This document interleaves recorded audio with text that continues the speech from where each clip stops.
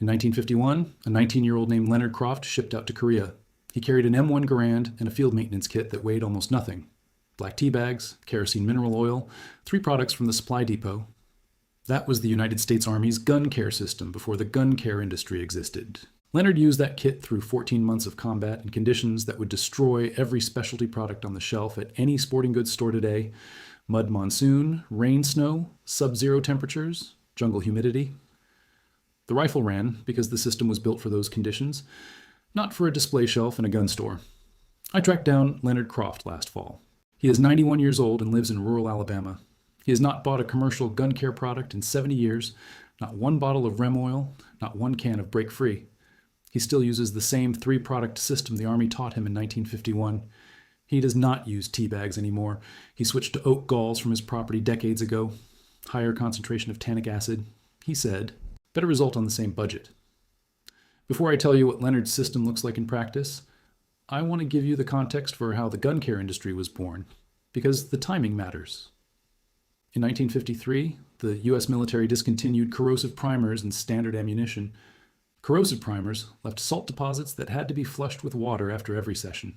That specific cleaning requirement was the main practical reason a hunter needed any product beyond kerosene and mineral oil for basic maintenance. When corrosive primers went away, the underlying chemistry of the maintenance problem changed. The bore no longer needed immediate water flushing. Petroleum solvents became adequate for routine cleaning. That change opened a market for specialized gun care products. Companies that had been selling petroleum distillates for industrial use repackaged them in camo-labeled bottles and pointed them at the sporting goods market. Hops number 9 dates from this era. Break-free CLP emerged from military contracting in the 1970s. Rem Oil followed. Every one of those products does what kerosene and mineral oil do, at a price point between $10 and $22 per bottle for compounds that cost under $2 per quart at the hardware store. Before I go through Leonard's 3-step system, I want to point you somewhere. The complete military maintenance protocol with historical documentation and product comparison is inside the hunter's vault. Scan the QR code showing in the top left of your screen right now, or find the link in the description below and get the full documented system in there. Now let me show you what actually worked in Korea. In 1951, I want to give you one more piece of context before the 3 steps. Leonard's unit in Korea was not operating from a forward supply base with a gun store nearby. They were in the field for weeks at a time. Whatever they carried was whatever they had. The Army had designed the maintenance kit around that constraint. Products with long shelf life. Products that could not spill catastrophically. Products that a 19-year-old could use correctly without specialized training. Black tea bags. Kerosene mineral oil. Those constraints produced a system that is still valid today, because the constraints of being in a hunting camp 100 miles from a gun store are not that different from being in a forward position in Korea. You have what you brought. The hunter who brings this system has everything he needs. The hunter who forgot to restock his Rem oil does not. That is the practical argument Leonard makes when hunters ask him about it. He does not talk about chemistry. He does not talk about history. He says the 3 products fit in his shirt pocket, and they work. That is the argument. Step 1, tannic acid. The Army issued black tea bags because tea is cheap, abundant, and carries tannic acid. Leonard's unit used them to treat rust that formed on metal surfaces in the monsoon season. The tannic acid converts ferric oxide into iron tannate, a stable dark compound that bonds to the metal and stops the rust from spreading. This channel has covered the chemistry in detail already. The important military context is that this was standard field treatment, not improvisation, not a shortcut. Army doctrine before the commercial rust remover industry existed. Step 2, kerosene. The same compound Leonard carried in Korea costs $1 per quart today. It dissolves powder fouling and carbon residue from the bore and the action. It is the carrier base in every commercial bore solvent you have ever bought. The specialized products add a fraction of corrosion inhibitor and a gun store price tag. The kerosene does the cleaning work in all of them. Step 3, mineral oil, the lubricant and protectant in the system. Applied to all moving metal surfaces after the kerosene cleaning step. 1 drop on each contact point. Work the action. To distribute, wipe external surfaces with a lightly loaded cloth. The Army used petroleum jelly as a storage coat for long-term preservation. Leonard switched to cosmoline when he started putting rifles away for seasons at a time. Same principle, different product, both work. Coming up, Leonard walks us through exactly how he has applied this system for 70 years and what he thinks about the products that were built to replace it. Leonard walked me through his complete session at his kitchen table in Alabama. He has a cleaning bench in the garage, but he said he wanted to show me it works anywhere. He set 3 containers on the table, a small jar of oak, gall steep, a bottle of kerosene, a bottle of mineral oil. He pulled a Remington bolt action off the wall, one of 3 rifles he owns, all 3 maintained on the same system for decades. Step 1, he said, is always the same. He runs a dry patch through the bore to read the condition. If it comes back gray-black, it needs the kerosene cleaned first.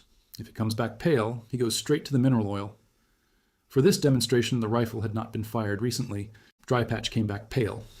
He went straight to step 2. He saturated a patch with kerosene and ran it through the bore once, then a bronze brush through 10 times, then a dry patch. The patch came back, showing faint residue. He ran 1 more kerosene pass. Second dry patch came back clean. Step 2 done. He asked if I had noticed he had not used a drop of hops, no 9 or any commercial solvent. I had noticed.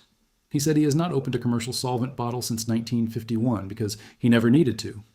He applied the mineral oil to the bolt assembly, 1 drop on the cam surface, 1 on each rail, 1 in the firing pin channel, worked the bolt by hand 20 times, wiped the external barrel and receiver with a cloth loaded with a small amount of oil, set the rifle down. He said the whole session had taken 9 minutes. He was not rushing. He said it always takes about that long, then he brought up the tannic acid. He said that step only runs when he finds rust, which in Alabama, humidity happens more than he would like. He pulled a short section of barrel steel from a drawer, surface rust visible across about 2 inches of the metal. He poured a small amount of the oak gall steep onto a clean rag, rubbed it into the rusted surface with light pressure, set it aside for 15 minutes. When he came back, the surface had shifted from orange-red to dark matte. He wiped it clean with a dry cloth. He held it under the kitchen light. The rust was gone. In its place was the uniform dark iron tannic layer this channel has covered before. He said he has been doing that same procedure since Korea, and he has never had a rust problem progress past the first treatment. After the session, he walked me to the garage and showed me his cleaning bench. 3 shelves. Bottom shelf had the 3 products he uses, oak, gall, steep in a mason jar, kerosene in a sealed bottle, mineral oil in its pharmacy bottle. Middle shelf had 2 cans of Cosmoline and a jar of petroleum jelly as backup. Top shelf was empty. He pointed at it and said that is where the gun store products go. Then he said he has never had to put anything on that shelf. I want to put those numbers next to what most hunters spend. A typical hunter restocking gun care products before season. Rem Oil break-free, hop spore, solvent, corrosion protectant, comes to around $60 to $80 per season, depending on how much they use. Leonard's system costs under $15, and he does not restock it annually because the products do not run out on his usage rate. He has had the same Cosmoline container for 4 years. He bought the kerosene bottle before the last election. He is not buying gun care products every fall. He bought the system once, and the system is still running. That is what autosufficiency in gun care actually looks like. Not a bunker, not a stockpile, not a prepper setup. 3 products from a hardware store that lasts years and never go out of stock. I want to come back to the supply chain angle before Leonard's quote. In 2020, ammunition and gun care products disappeared from shelves simultaneously. The hunters who knew the hardware store system went about their season without interruption. The hunters, who depended on specialty products, waited 6 to 8 weeks for restocks. That disruption has happened before. Post September 11th, there was a spike in firearm and related product demand. Supply chains tightened across the category. After Hurricane Katrina, sporting goods, stores in affected areas were stripped within days. The pattern is consistent.